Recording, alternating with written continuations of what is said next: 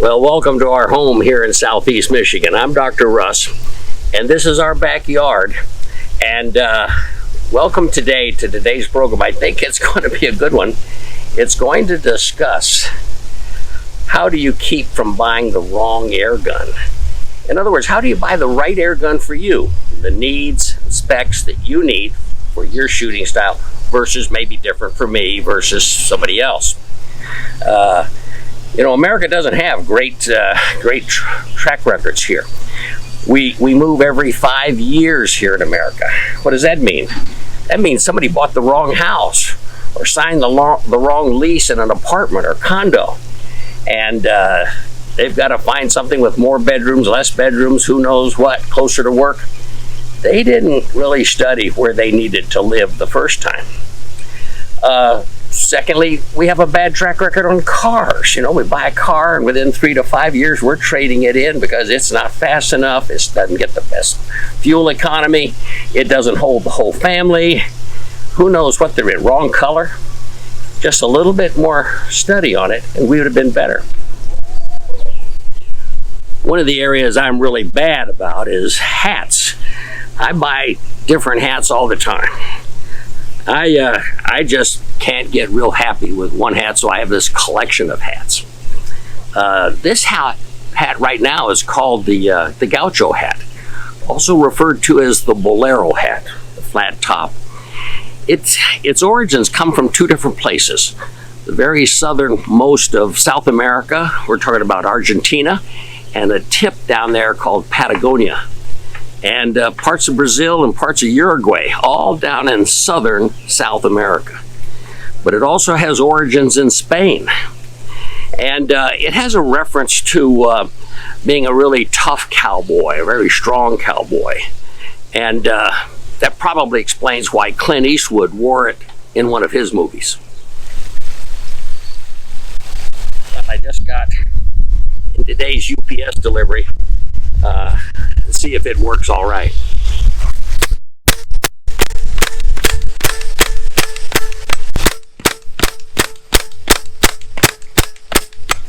I really got interested in air guns knowing that my need was to be able to shoot in the backyard.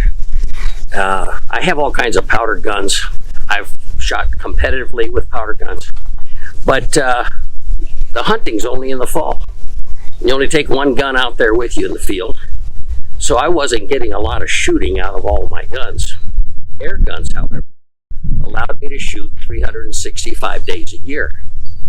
For example, if your backyard is here and you have a 30-yard to the back and you shoot from a table here to this target or backstop in the back, you can get a lot of shooting down. However, what if you have an angry neighbor? Well, now your needs change completely.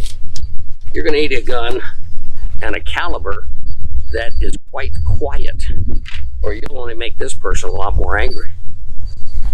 Well, what if we have a field that we own or our uncle owns and we can go hunting? And there's a nice place there where the deer graze 30, 60 yards out. Of course, we've got to sight the gun in for that. But all of a sudden now, the needs for this gun we just bought or planning to buy has to accommodate this need. What if the field goes clear out 90 yards? Maybe that's a different caliber. Maybe that's a different gun. What if we're going to hunt chipmunks or squirrels or skunks or possums or raccoons or coyotes as the destructive critters around the house? What if we go out and we're up against something bigger in the field? Do we have the right caliber gun for this? And then lastly, the scope or sights that we put on it, are we pretty good about wind? In this example, we have a military scope, and we know that these dots will accommodate wind from the left or the right that will allow us to shoot accurately even in a windy day. What does my air gun need to be for me? Well, I can tell you the number one thing I have is accuracy. It has to be accurate. The moment it's not accurate, I start putting it away, and I might not shoot it ever again.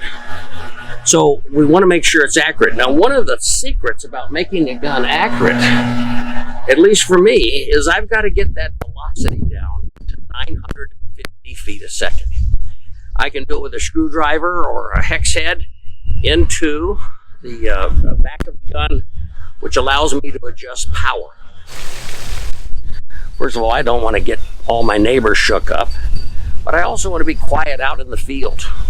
I don't want some big cannon to go off and spook out all of the deer and all of the animals from my area. I want to be able to hunt there all day, if possible, and quiet is one of the ways. Now, we can get air guns that have a moderated barrel. That's a second barrel with some often rubber spacers in it that keep the gun quiet. Another way we can go about it is that we can buy a silencer, also referred to as a suppressor, also referred to as a moderator, out on the end. That's another purchase, of course, but something that can screw on. Some guns that have moderated barrels have the threads to screw on a silencer too and make it super quiet. A good maintenance reputation. Now, how do I find out about this? Well, again, on a variety of websites where you buy the guns, you'll also find where people have commented. And they'll tell you, and they'll publish them, and they'll say, you know, I called 100 times and they never returned my call. Or I sent it and they responded quickly and got it right back to me. They sent me a new piece. I didn't even have to send the old piece back in. But reading the replies and responses of previous buyers on the various websites where you buy the gun is very, very important to me. This probably is really my second now. It was fourth overall, I think, but today, buying another gun, I want to make sure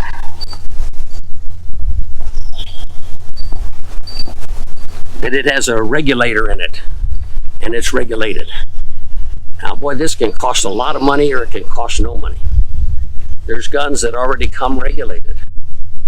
Entry-level guns from Umarex and from Avenger that are very, very good regulated guns. What does this mean?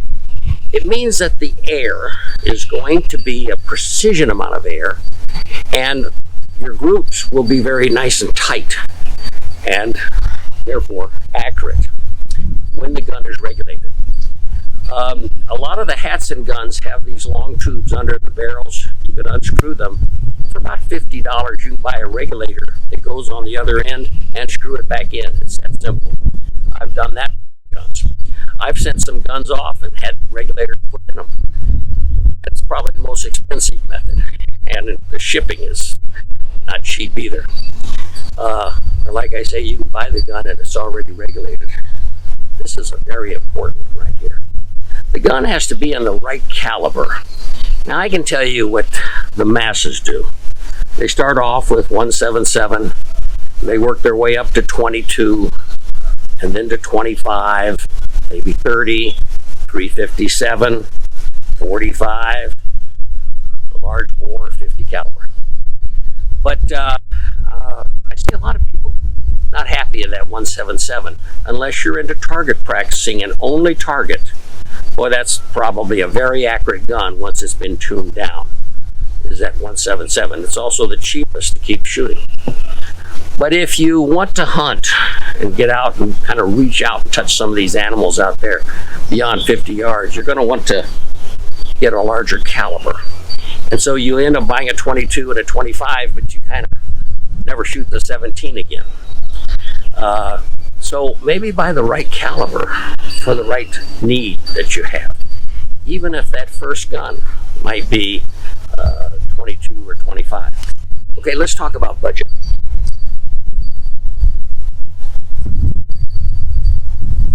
A lot of you started with this one, but I think it's very important to find out all these other things. Budget. And understand this. I want to use a $1,000 gun because it's going to make my math simple. Your gun might be $100, but let's start with just $1,000.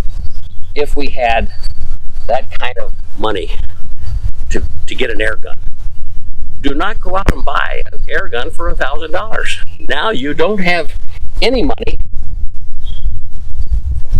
for the air. It's pretty simple that you're going to have about 20% go for some sort of an air source.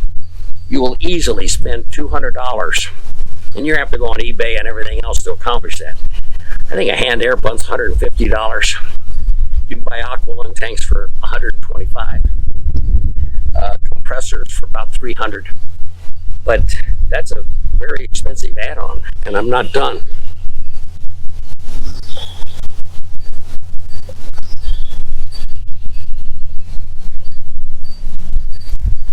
That scope can be another 20% too. Scope is important in a lot of guns. They might come with a scope. That's probably a $100 gun probably has a $20 scope on it. They have them.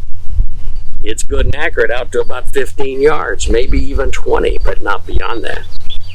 So when you get a $1,000 gun, you'll want to spend about $200 on a scope. Well, what does that mean to our $1,000 budget? That means that this budget will be $600 for a gun, $200 for air, and $200 for a scope if we spend our money right. These two are often first and foremost. Oh, we want to have a bullpup. We want a traditional rifle with wood stocks. How beautiful they are. No, we want a regular rifle style with a poly stock on it, because I've put deep scratches into woods before, and I got mad at myself that they got scratched up, and the price of the gun has dropped tremendously. I've also taken the butt plate off and filled those guns with baking powder and other things to get them some weight and better balance. So there's some things we can do to get the right needs.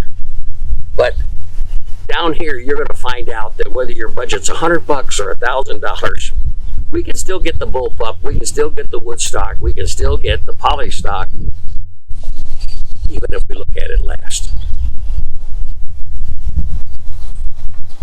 Okay, let's bring this discussion back around to where we started off with. You've got a backyard. It's 30 yards deep. Table to shoot from. And a good backstop back here to shoot at. But what you don't have is that field. That great place to go and hunt. And I might have a place for you. A lot of people have written and said, boy, I wish I could come to your house and shoot in your backyard.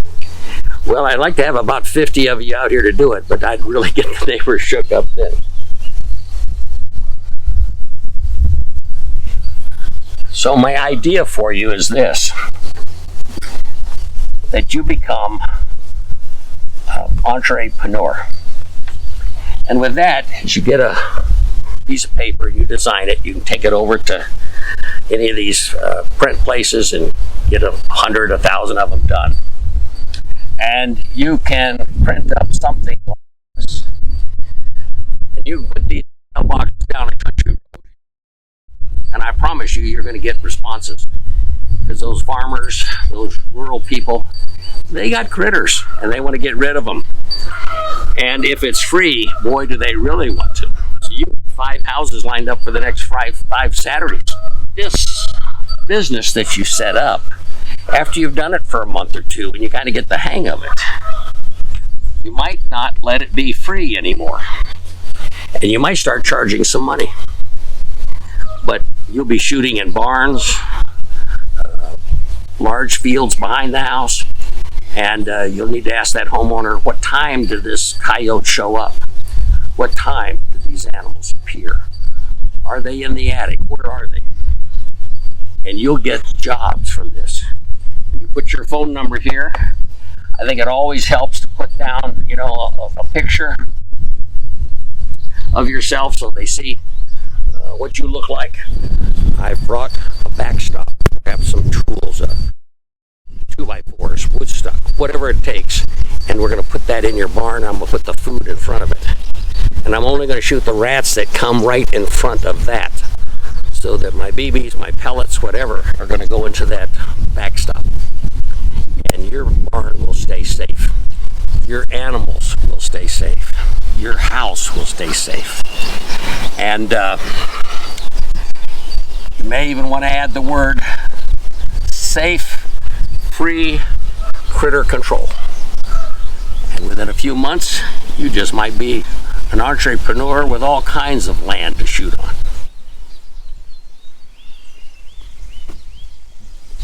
I hope we helped you today become just a little more airgun sharp. Let's always remember safety. My reputation could hurt you, your reputation could hurt me. Let's stay safe for each other with these guns. Let's do a little more thinking before we buy, and buy a little later after we've really researched what air gun we want. And we just buy the one or two that we really want and that we really need. I've gone into shock of late. I cannot believe what's happened to our YouTube videos, which have only been out a little more than a year. But we've hit 2,000 subscribers and over 200,000 views. Every morning I'm answering comments from people all over the world. Thank you for shocking me. I wasn't really ready for that kind of response, but it's happened. In the meantime, when you can, give me a thumbs up, subscribe, and remember, we're all in this together to become air gun sharp.